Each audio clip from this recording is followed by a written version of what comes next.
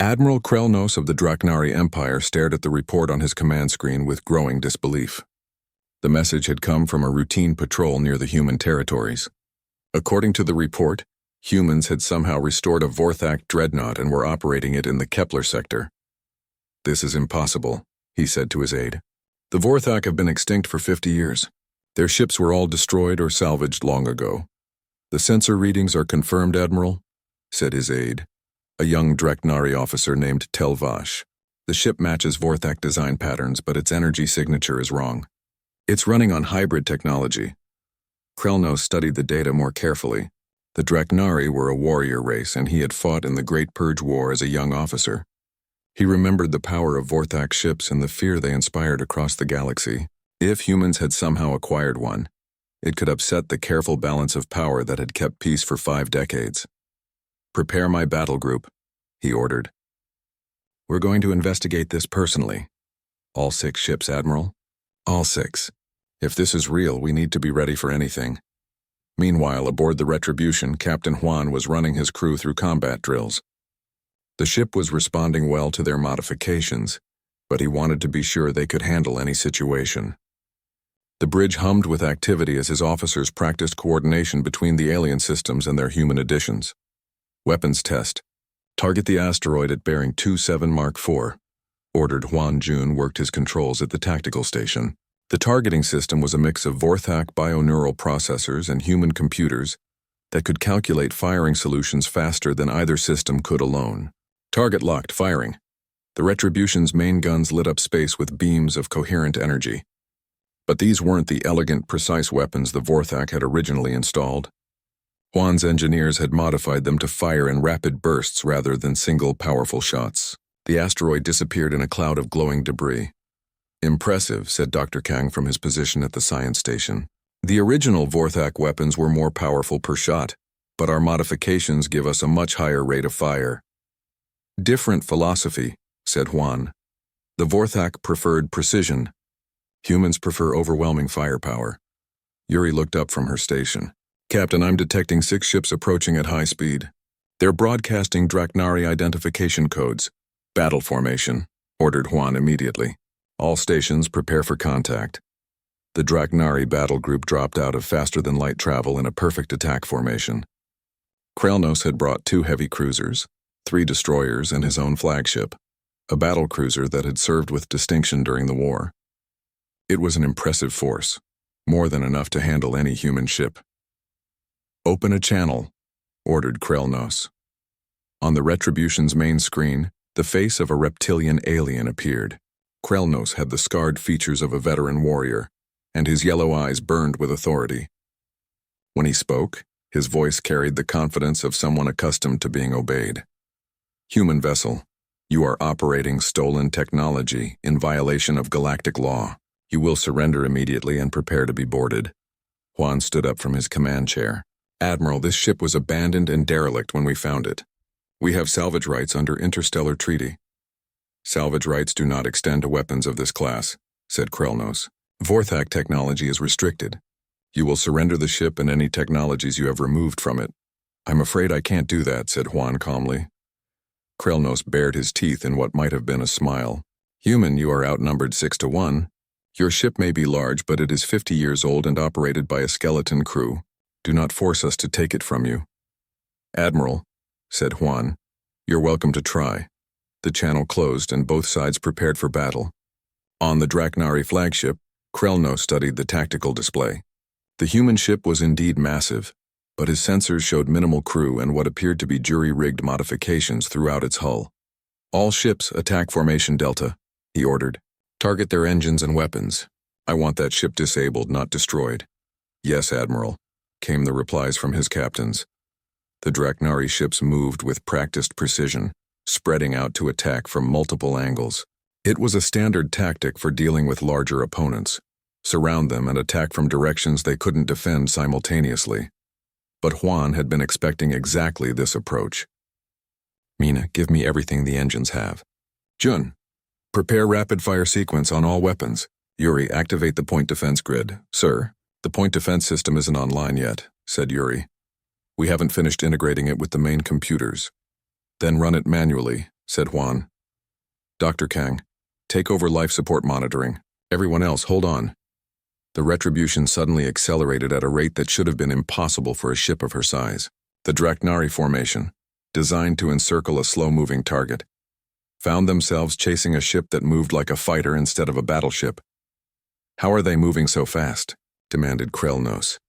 Admiral, their engine output is off the charts, reported his sensor officer. They're pushing those engines beyond safe limits. Fools, said Krelnos. They'll burn out their own power systems. But the Retribution's engines had been rebuilt by humans who understood that sometimes you needed to break the rules. Where the Vorthak had built their ships for long-term reliability, the human modifications prioritized maximum performance. The ship's biological components could adapt to the stress in ways that purely mechanical systems could not. The first Draknari attack came from the heavy cruiser Thunderclaw. Its plasma cannons fired precisely aimed shots at the Retribution's engines. But the human ship's movement was too unpredictable. The shots missed and the Retribution spun around to face her attacker. Return fire, ordered. Huan Jun's modified weapon system responded instantly. Instead of the single powerful beams that Vorthak weapons usually fired, the Retribution unleashed a storm of rapid-fire energy blasts. The Draknari cruiser's shields, designed to absorb and deflect large energy bursts, were overwhelmed by the sheer volume of incoming fire. Their shields are down, reported Dr. Kang with excitement. Follow up with torpedoes, ordered Juan. The Retribution fired a spread of missiles that had been modified with human targeting systems. The Draknari point defense managed to intercept most of them, but 3 got through. The Thunderclaw shuddered under the impact and fell out of formation with damaged engines. Impossible, whispered Krelnos. How are they coordinating their attacks so quickly? His sensor officer studied the readings. Admiral, their reaction time is faster than our computers can track. It's like they're anticipating our moves. What the Draknari didn't understand was that the Retribution's biological components were working with human intuition in ways that purely artificial systems could not match. Yuri had learned to interpret the ship's bio-neural patterns, giving her insights into battlefield conditions that no computer could calculate. The ship was literally thinking along with its crew. The destroyers Razor and Talon attacked from opposite sides, hoping to catch the Retribution in a crossfire. But Juan had spent months learning to think like his ship. He could feel the flow of battle through the biomechanical systems that surrounded him. Evasive Pattern 7, he ordered. Jun, concentrated fire on the Razor. The Retribution twisted through space in a spiral pattern that kept both destroyers from getting a clear shot. At the same time, her weapons focused on a single target. The Razor tried to maneuver, but the human ship was too fast and too unpredictable. The destroyer's armor held for almost 30 seconds under the concentrated barrage. Then the Retribution's weapons found a weak point in the hull plating. Secondary explosions rippled through the Draknari ship as her ammunition storage detonated. The Razor is down, reported Telvash in shock. Krelnos couldn't believe what he was seeing. The human ship was fighting like nothing he had ever encountered. It moved like a living creature, reacted like a veteran warrior, and struck with the fury of a storm. His carefully planned attack was falling apart. All ships concentrate fire on the human vessel, he ordered. Everything we have right now. The remaining Draknari ships opened fire simultaneously. Energy beams and missile trails filled space as they poured everything they had at the Retribution. For a moment it looked like the human ship would be overwhelmed, but the Retribution's defenses were as unusual as her weapons. Her biomechanical hull could redistribute damage, routing energy away from critical systems. Her point defense grid, controlled manually by human gunners, shot down incoming missiles with desperate accuracy. Where her shields failed, her armor held. Where her armor was breached, her hull sealed itself. Hull breaches on decks 7 and 12, reported Mina from engineering, but the ship is sealing them automatically. Return fire all weapons, ordered Juan. The Retribution struck back with everything she had. Her main guns targeted the battle cruiser, while her secondary weapons engaged the remaining destroyers. The Draknari formation, already disrupted by the loss of 2 ships, began to break apart under the withering counterattack.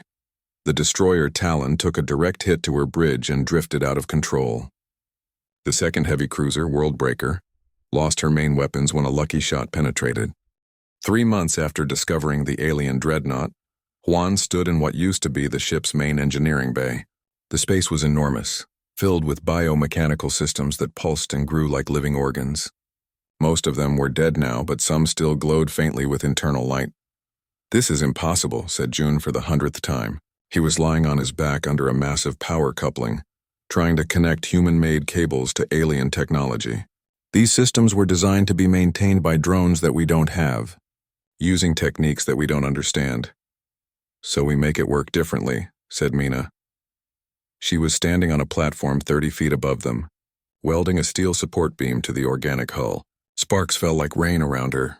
"The aliens used biological interfaces for everything. We'll use mechanical ones." Yuri looked up from her workstation, which was now a tangled mess of human computers connected to alien displays by dozens of cables and adapters. "The ship's brain is still alive, but it can't talk to us directly. It keeps trying to establish a psychic link that humans don't have." "Can you work around it?" asked Juan. "I think so. I'm building a translation layer between their systems and ours. It's crude, but it should let us control basic functions." The work was slow and frustrating. The Vorthak had built their ships to be perfect organic machines. Every system was connected to every other system through biological networks that could adapt and change as needed. The ship could literally heal itself when damaged and evolve new capabilities during battle. But humans didn't have the psychic abilities that the Vorthak had used to control their ships. Instead, they had to build physical interfaces for everything. Where the aliens had used thought to control their weapons, humans installed manual control panels.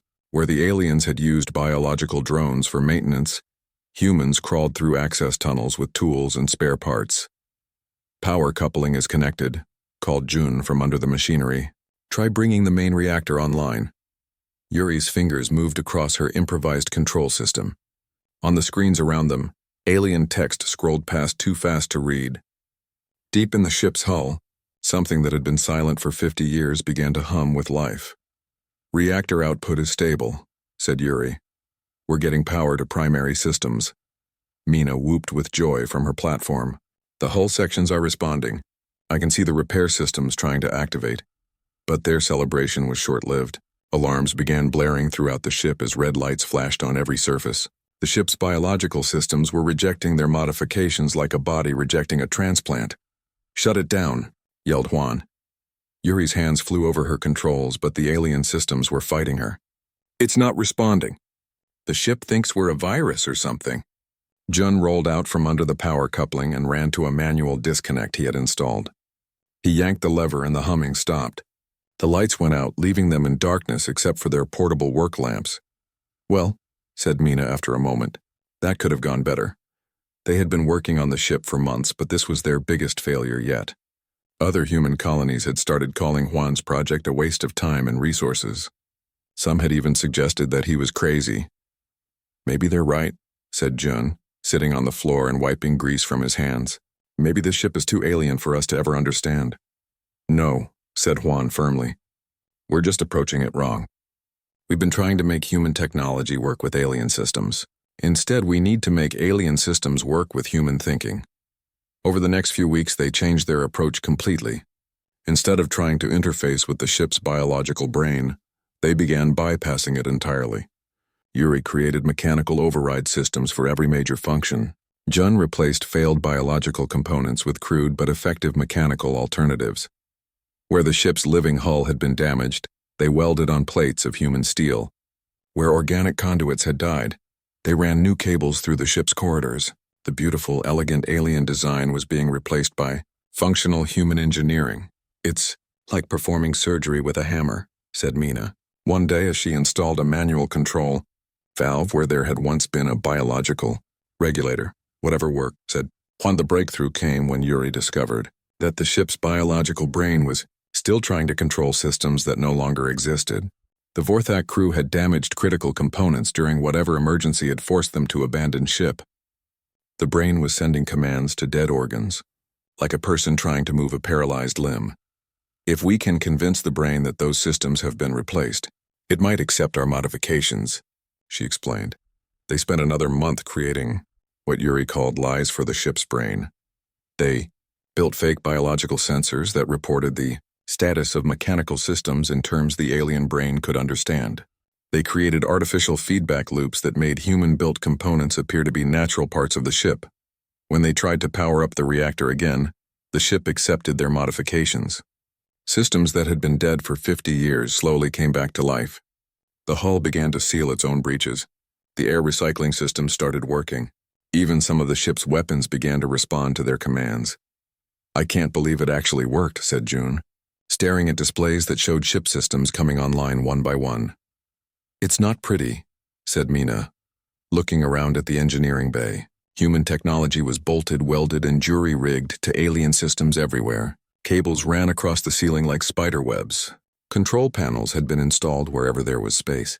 The beautiful organic curves of the original design were hidden under layers of human modifications. "Pretty doesn't matter," said Juan. "What matters is that it works." But their success created new problems. The ship was enormous, designed for a crew of thousands.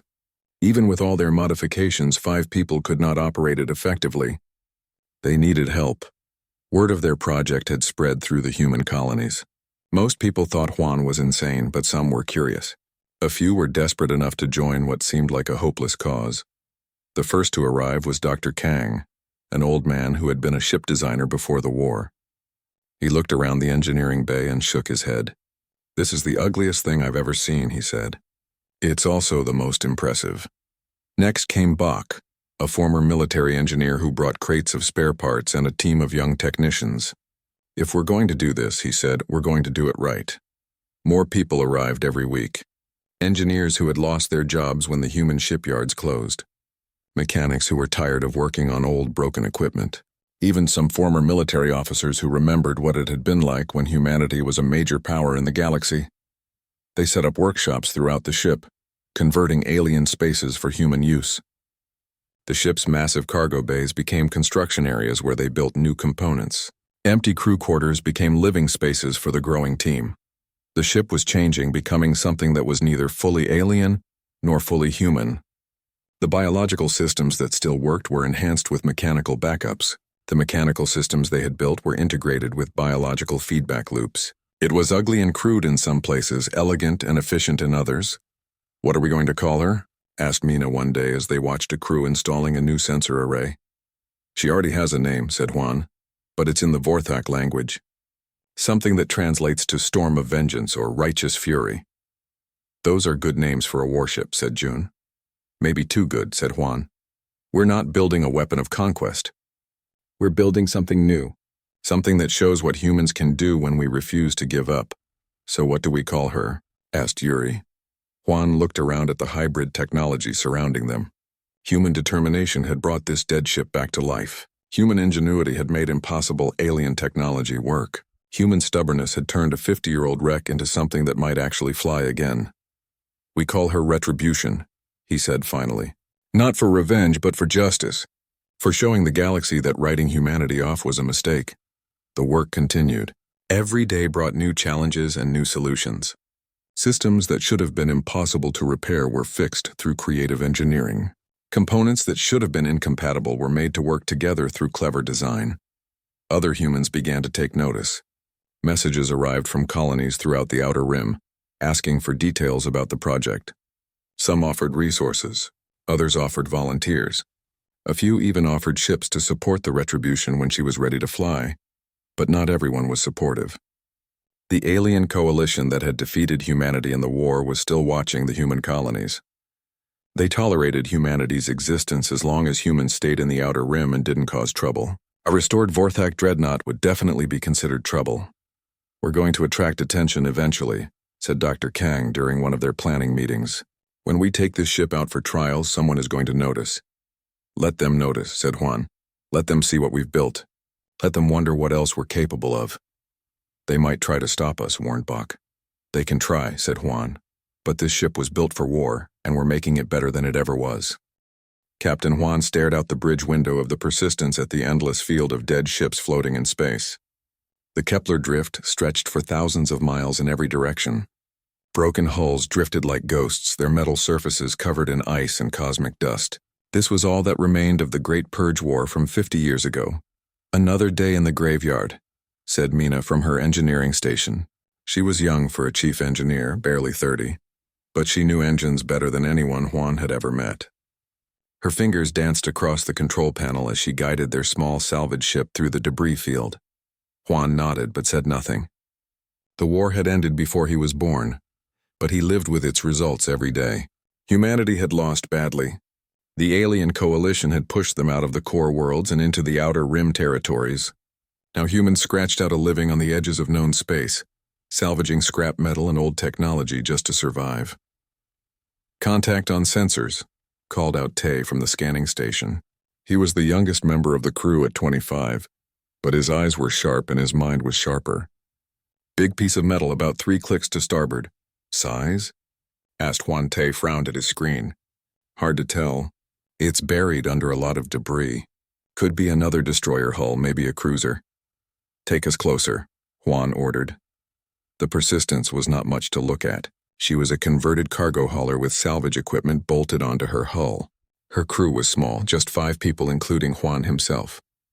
But they worked well together, and they had managed to stay alive in a business where many crews disappeared without a trace. John looked up from his maintenance panel. He was the ship's mechanic, a quiet man in his 40s who could fix anything that broke. "Captain, we should be careful. This section of the drift has been picked clean by other salvage crews. If there's something big here, there might be a reason nobody else has touched it." "Maybe," said Juan. "Or maybe they just missed it." Yuri, the ship's systems specialist, spoke from her station near the back of the bridge.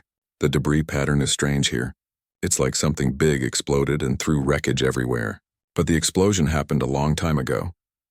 As they moved closer, the sensors began to paint a clearer picture. What they had thought was a single large piece of debris was actually dozens of smaller pieces clustered around something massive.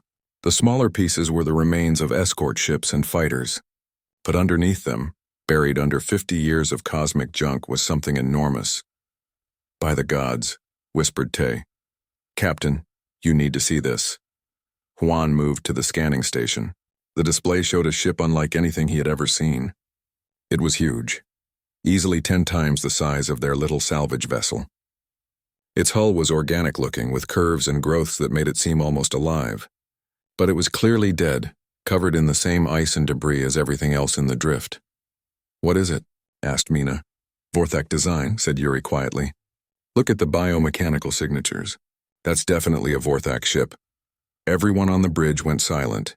The Vorthak had been the most powerful race in the galaxy before the Great Purge War. They had ruled a third of known space with ships that were part machine and part living creature. But they had vanished during the war, leaving behind only empty worlds and dead ships. "It's a dreadnought," said Juan, studying the scan results. "Maybe their flagship class. I've never seen one this big." "It's been here the whole time," said June, "hidden under all this debris.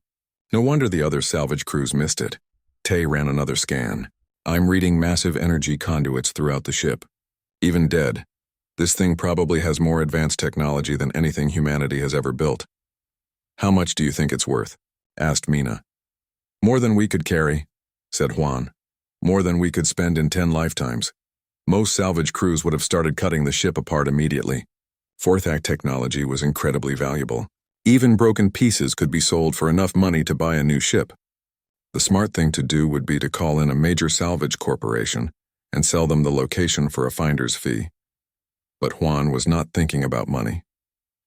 He was thinking about the war, about how humanity had been pushed to the edges of space, about how they lived on scraps while other races controlled the galaxy. "Take us closer," he said. "I want to dock with that ship." "Captain," said Jun. "The smart play here is to call this into Titan salvage. They'd pay us enough to retire." "Maybe," said Juan. "But I want to see what's inside first." The Persistence moved slowly through the debris field. Mina had to use all her skill to navigate between the floating wreckage without damaging their ship. The Vorthak dreadnought grew larger and larger on their screens until it filled their entire view. Up close, the ship was even more impressive. Its hull was dark green and brown with a texture that looked like living skin. Strange growths and protrusions covered its surface. Some sections had been damaged in whatever battle had killed it, but most of the ship looked intact. "Finding a docking port," said Tay. "The ship's design is alien, but I think I can match our airlock to one of their maintenance hatches." "Do it," said Juan. The docking process took almost an hour. The alien ship's systems were completely dead, so they had to use manual clamps and atmospheric seals. But finally, they heard the solid thunk of a successful connection. "We're locked on," said Mina. "Atmosphere is holding." Juan stood up from his captain's chair. "John, Yuri, you're with me." "Mina, Tay, keep the ship ready for a quick departure." "Captain," said June, "what exactly are we looking for in there?" Juan checked his sidearm and picked up a portable scanner. "I want to know why this ship was abandoned. I want to know what killed the crew. And I want to know if we can bring it back to life." "Bring it back to life," said Yuri. "Captain, that ship is 10 times our size. Even if it could be repaired, we couldn't possibly operate it." "Maybe," said Juan. "But maybe is better than definitely not." The three of them walked to the airlock. As the inner door sealed behind them, Juan felt a strange excitement. Other people looked at the drift and saw a graveyard. But Juan saw something else. He saw opportunity. The outer airlock door opened and they stepped into the alien ship. Emergency lighting flickered to life as their presence triggered ancient sensors. The corridor they entered was wide and curved, with walls that felt warm to the touch despite the cold of space. "The ship's not completely dead," whispered Yuri. "Some systems are still responding." They moved deeper into the ship, their footsteps echoing in the alien corridors. Room after room was empty but not looted. The crew had left everything behind: weapons, equipment, even personal items. It was as if they had simply vanished. "Captain," said June, "this doesn't feel right. Why would they abandon a ship like this?" Before Juan could answer, they reached what had to be the bridge. It was a vast circular room with stations arranged around a central command chair. The chair itself was grown from the same organic material as the ship's hull. "The main computer core is still intact," said Yuri, checking her scanner. "Most of the ship's systems are just in standby mode, not actually destroyed." Juan walked to the center of the bridge and sat in the command chair. For a moment, nothing happened. Then the room began to glow with soft bioluminescent light. Screens flickered to life around him, showing ship status displays in alien writing. "It's responding to you," said June in amazement. "Not to me," said Juan. "To any living presence. This ship was designed to work with its crew, not just for them." He stood up and looked around the bridge. In his mind, he could see it filled with human crew members, working together to bring this incredible machine back to life. It would take years of work and more money than they had, but it could be done. "We're taking it," he said finally. "Captain," said Yuri, "not salvaging it, taking it. We're going to make this ship ours." June and Yuri looked at each other, then back at Juan. They had followed him through dangerous salvage runs and impossible repairs. They trusted his judgment even when it seemed crazy. "It'll take everything we have," said June, "and everything we can borrow or steal," said Yuri. "I know," said Juan. "But look at it. Really look at it. This is our chance to stop being scavengers. This is our chance to show the galaxy what humans can do." The three of them stood in silence on the bridge of the dead alien ship, surrounded by technology beyond their understanding. But in that moment, Juan knew they were going to try. They were going to take this abandoned weapon of war and make it into something the galaxy had never seen before. Outside, the debris of 50-year-old battles drifted in the cold of space, reminders of humanity's defeat.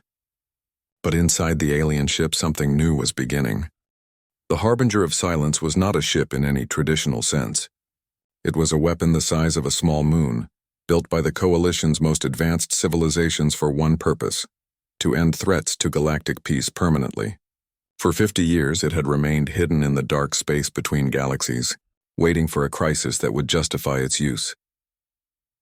Supreme Commander Zeth Prime studied the reports from Admiral Velthara's defeat with growing alarm. The human fleet had not just won a single battle. They had demonstrated capabilities that threatened everything the Coalition stood for. Their ships evolved during combat. Their tactics adapted faster than any computer could calculate. Worst of all, they were spreading their technology to other human settlements throughout the Outer Rim.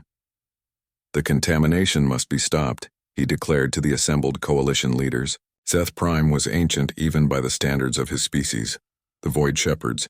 He had lived through the rise and fall of a dozen civilizations. "Humanity has become a cancer that will consume the galaxy if left unchecked." "Surely you exaggerate," said Representative Kulnara of the Hegemony Council.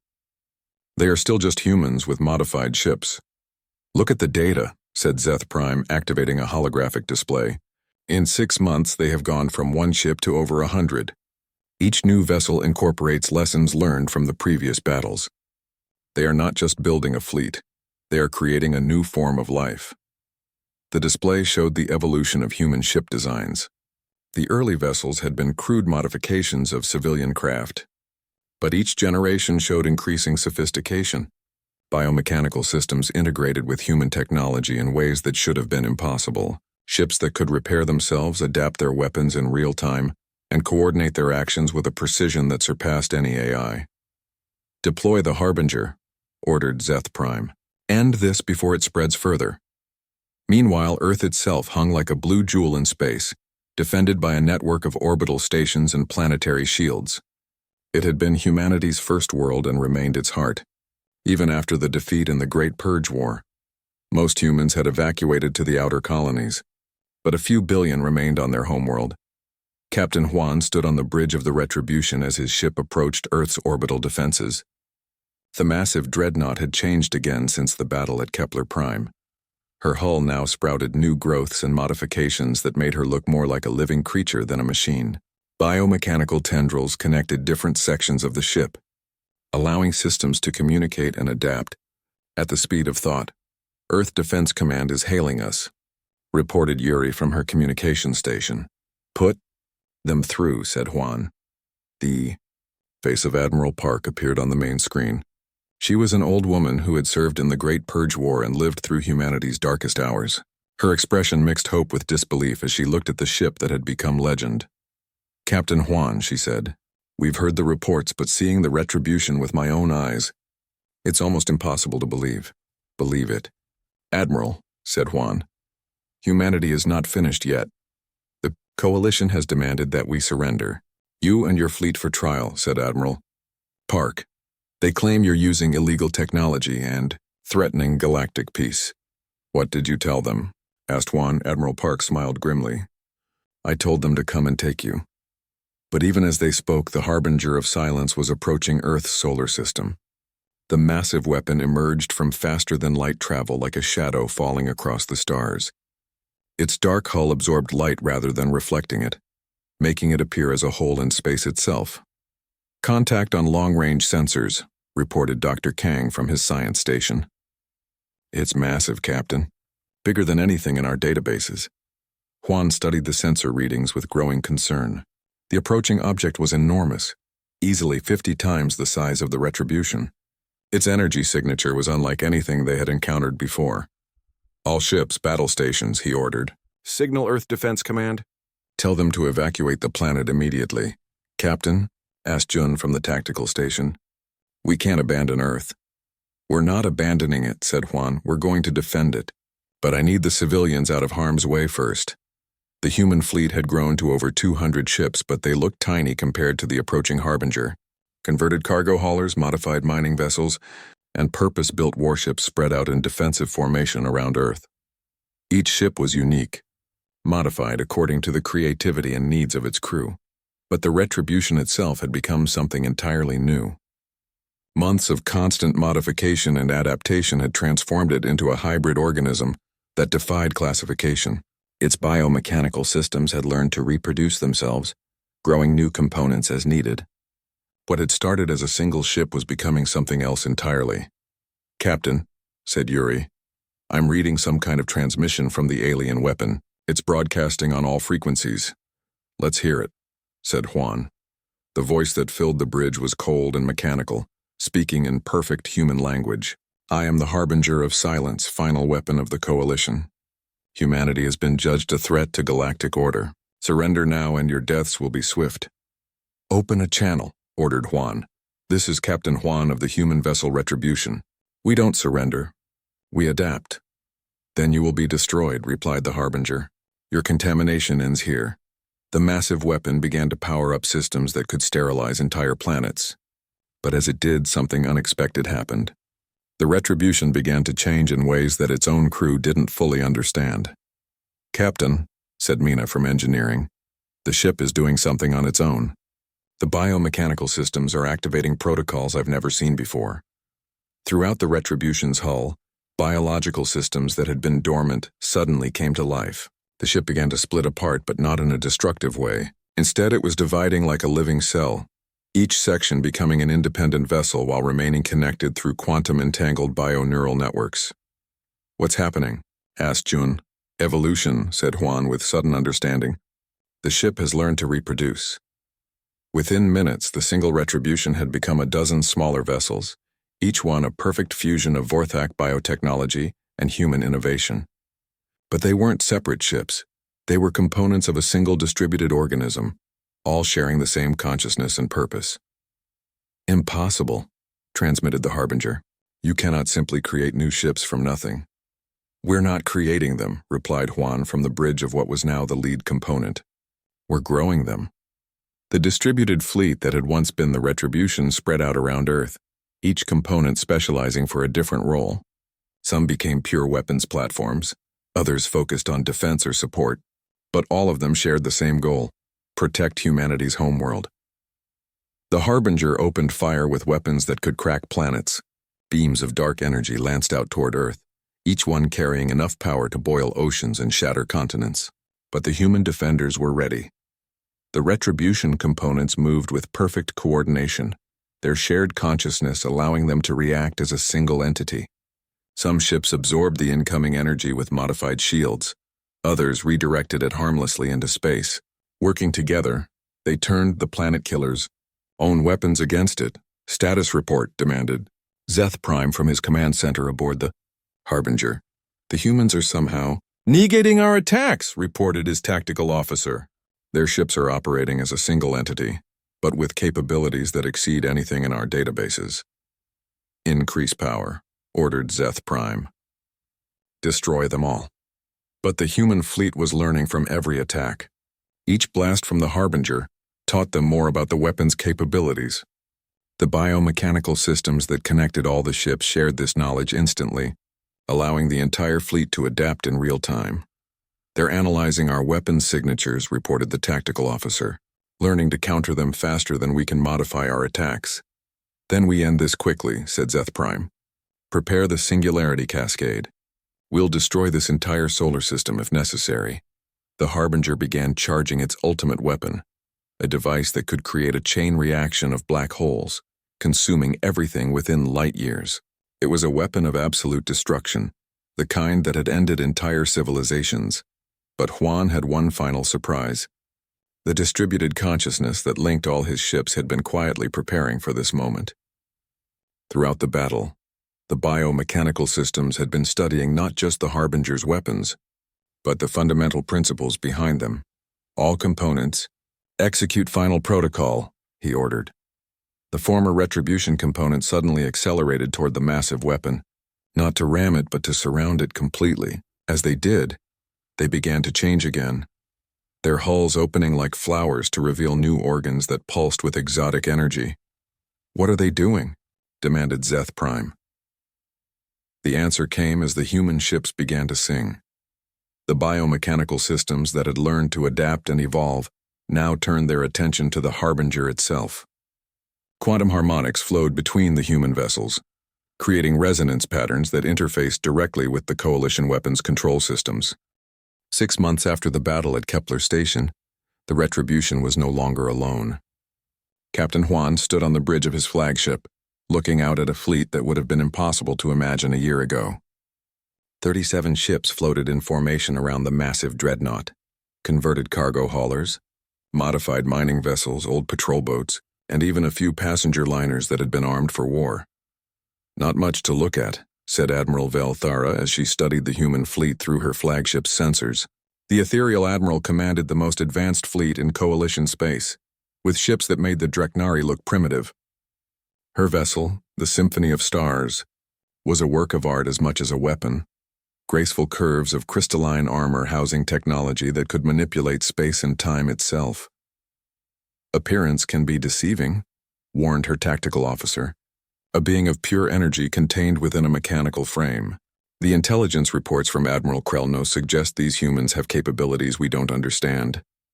Velthara's form shimmered with what might have been amusement. The ethereal were beings of living light, ancient and powerful beyond measure. They had joined the coalition not out of fear or ambition, but because they found the current galactic order aesthetically pleasing. 60 ships against 37, she said. Advanced technology against primitive modifications. There is no contest here. But down in the Retribution's engineering sections, Mina was putting the finishing touches on modifications that would have seemed impossible to the ship's original builders. The vessel had been changing constantly since their first battle. Every engagement taught them something new about how their hybrid technology could be improved. Power coupling to the new weapon systems is complete, she reported over the comm system. We're ready for the Admiral's test. In the ship's war room, Juan was meeting with the captains of his makeshift fleet. They were an unlikely group: former merchants, retired military officers, civilian volunteers who had never fired a shot in anger. But they had all chosen to stand with humanity when the coalition demanded their surrender. They have us outnumbered almost 2-1, said Captain Dell, commander of the converted cargo hauler Second Chance, and their ships are purpose-built for war.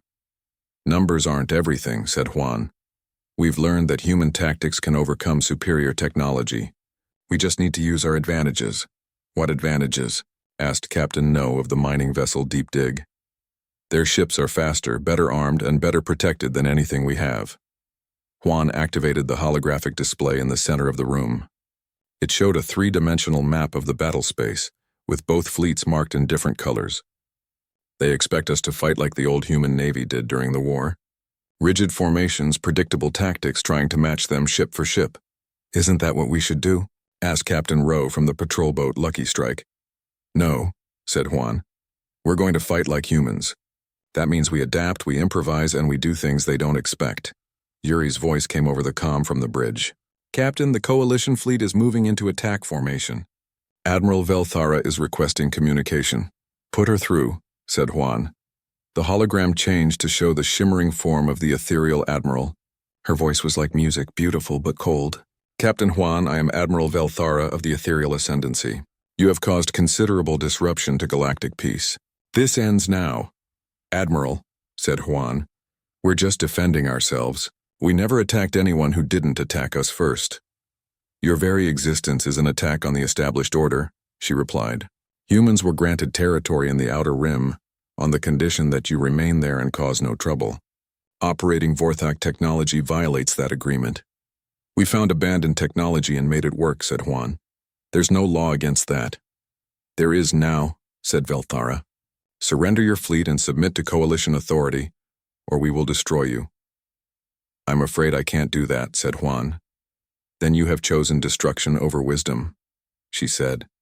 The communication ended. Juan returned to the bridge as his fleet prepared for battle.